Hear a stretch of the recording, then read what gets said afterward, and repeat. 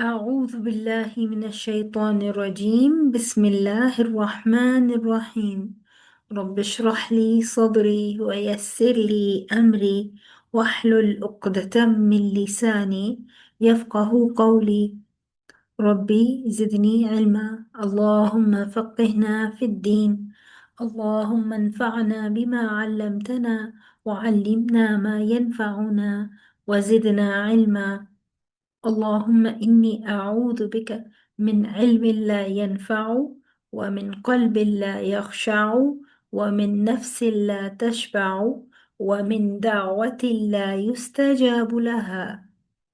So we are starting the understanding and hifz of Surah Al-Mulk. And just a few words before we begin regarding its importance.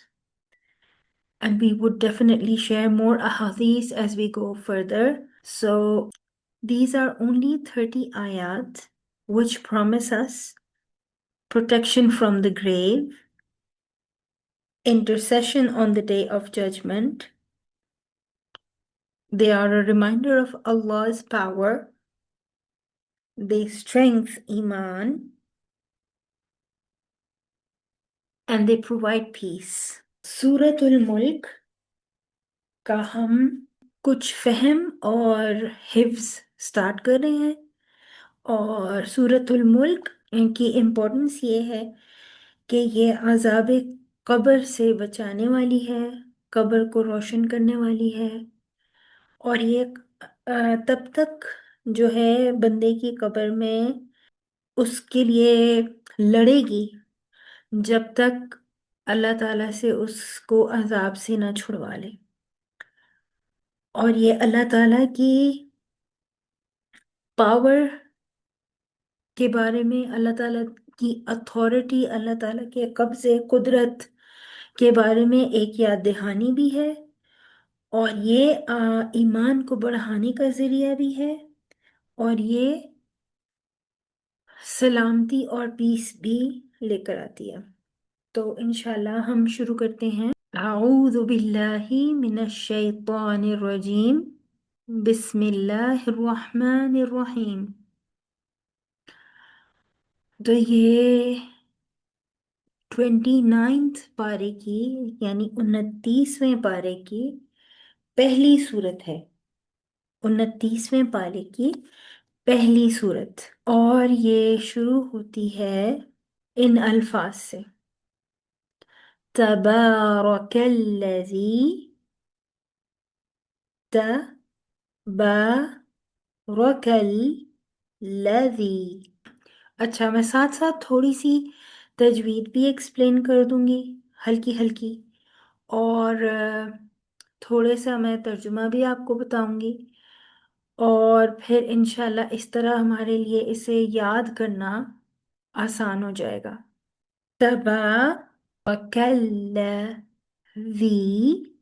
B या दी हिल मुल्कु व who व आला कुल्ली शैइन कदीर।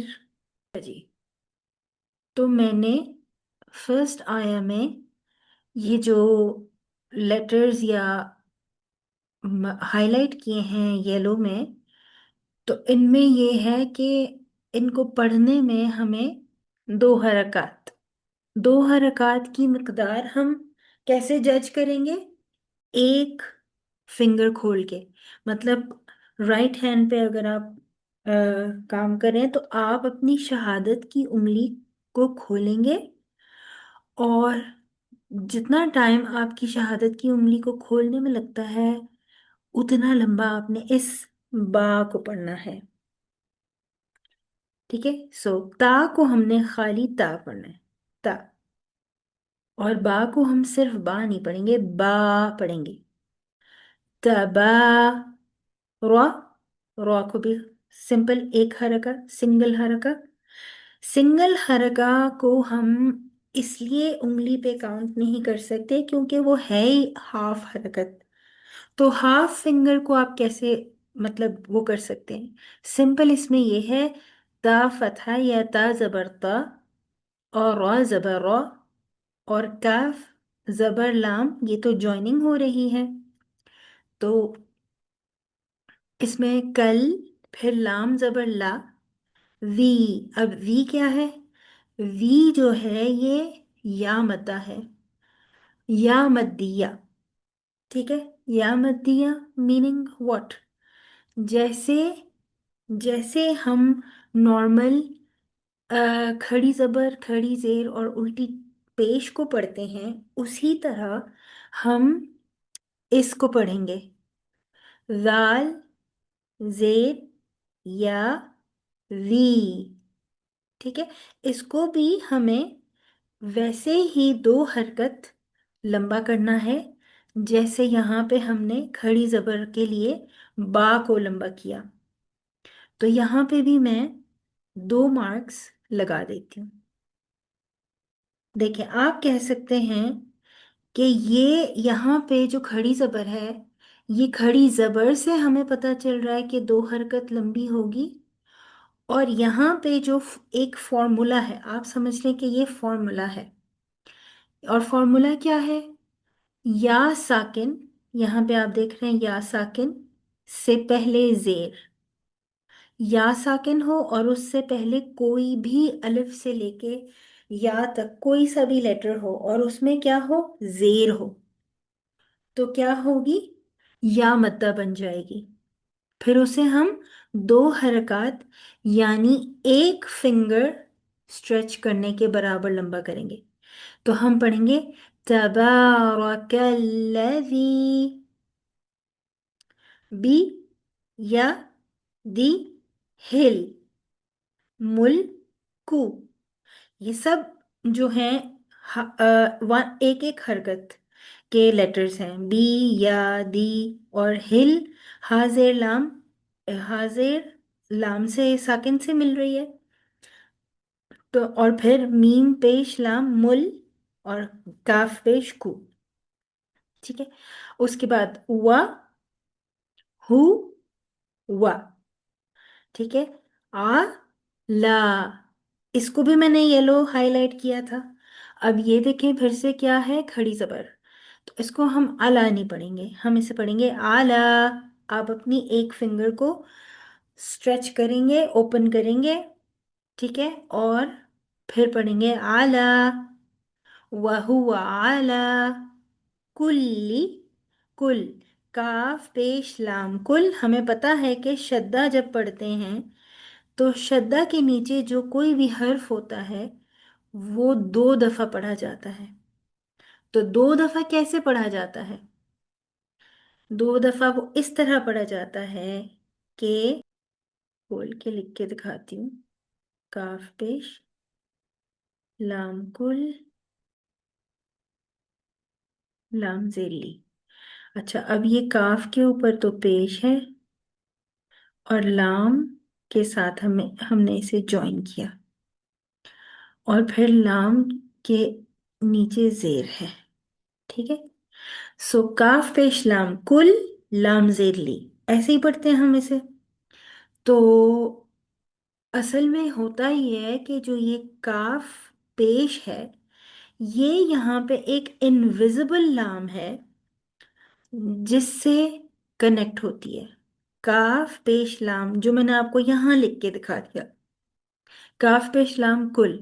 ٹھیک ہے، تو بیسکلی جب یہ انویزیبل لام سے جوائن ہوتی ہے، اور پھر یہاں پہ شدہ کے نیچے جو لام ہمیں نظر آ رہا ہے اس کے نیچے ہمیں زیر بھی نظر آ رہی ہے، تو وہ بھی پھر ہم نے لکھ دی یہاں پہ. تو بن گیا، کیا بن گیا؟ لفظ کلی، کلی. آگے شین زبر یا شئی، شے نہیں کہنا اس کو، شئی، شئی. ان، شئی ان. ٹھیک ہے، کو، دیر. اب یہ دیر میں دال اور یا کو میں نے کیوں ہائی لائٹ کیا؟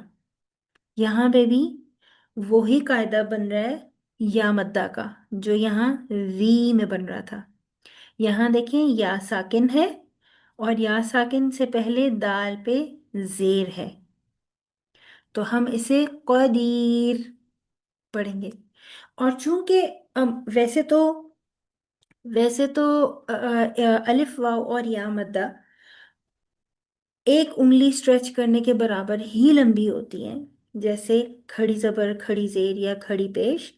لیکن جب آیت اینڈ ہو رہی ہوتی ہے تو اس کو پڑھنے والا اپنی اپنی سانس کے مطابق 2، 4 یا 6 کاؤنٹس لمبا کر سکتا ہے، میننگ 1، 2 یا 3 فنگرز.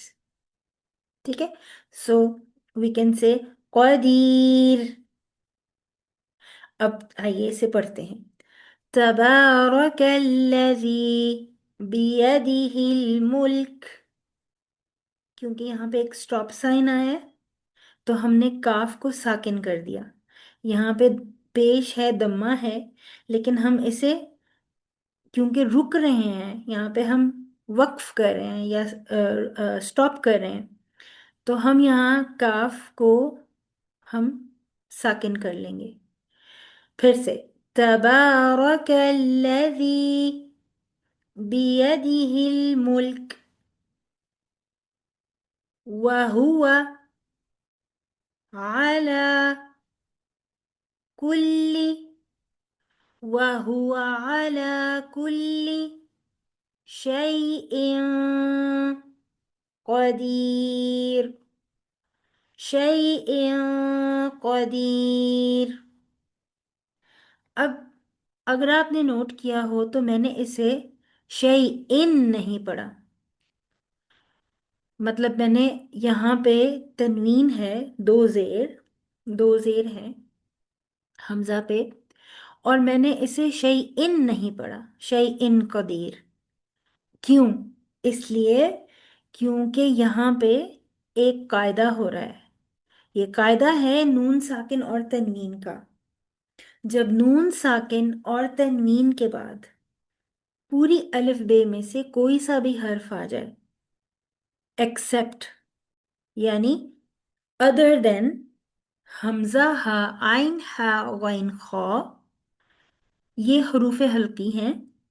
ان 6 لیٹرز کے علاوہ ان 6 لیٹرز کے علاوہ یرملون word combination, sorry letter combination.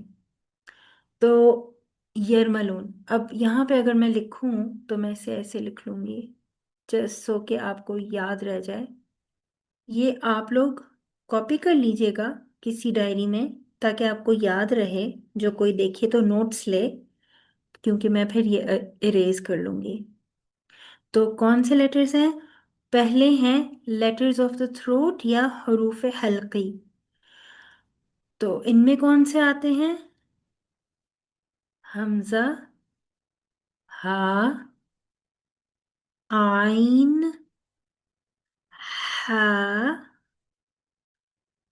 غین، خا. ٹھیک ہے، 6 لیٹرز آف دا تھروٹ: حمزہ، ہا، عین، ہا، غین، خا. اس کے علاوہ ایک اور لیٹرز کا کمبینیشن ہے، یا، را، میم، لام، واو، نون. تو یہ 6 اور یہ 6 ٹوٹل ہو گئے 12، اور اس کے علاوہ اس میں ہم شامل کریں گے جو ہوں گے الف اور با. تو یہ ٹوٹل ہو گئے 14 لیٹرز. تو ان لیٹرز کے علاوہ پوری کی پوری عربک الفابet حروف تہجی میں جو بھی کوئی لیٹر آ جائے نون ساکن یا تنوین کے بعد، نون ساکن یا تنوین کے بعد، تو اس جگہ پر ہم غنہ کرتے ہیں. غنہ کیسے کرتے ہیں؟ شیئن، نون کی آواز کو پورا نہیں پڑھتے. نون کی آواز جیسے زبان کی جو آپ کی ٹپ ہے، نوک ہے، شیئن کے لیے ٹپ آپ کی پیلٹ کو، تالو کو لگتی ہے. تو جب ہم نے آ، یہ رول پڑھنا ہے، اس کا نام ہوتا ہے اخفا. اخفا، ٹھیک ہے. اخفا کا مطلب ہوتا ہے چھپانا. تو یہاں پہ ہم چھپائیں گے نون کی آواز کو، شیئن نہیں پڑھیں گے، بلکہ ہم نون کی آواز کو ناک میں لے جائیں گے اور وہ غنہ ہو جائے گی. اور پھر ایسی آواز آئے گی، شیئن قدیر، شیئن قدیر. اب اس کا ترجمہ دیکھتے ہیں. تبارک الذی، بہت بابرکت ہے وہ ذات، بیدہ، جس کے ہاتھ میں ہے، الملک، تمام بادشاہت، وہوا، اور وہ، اعلی، اوپر، کلی، ہر، شیئن، چیز کے، قدیر، قدرت رکھنے والا ہے.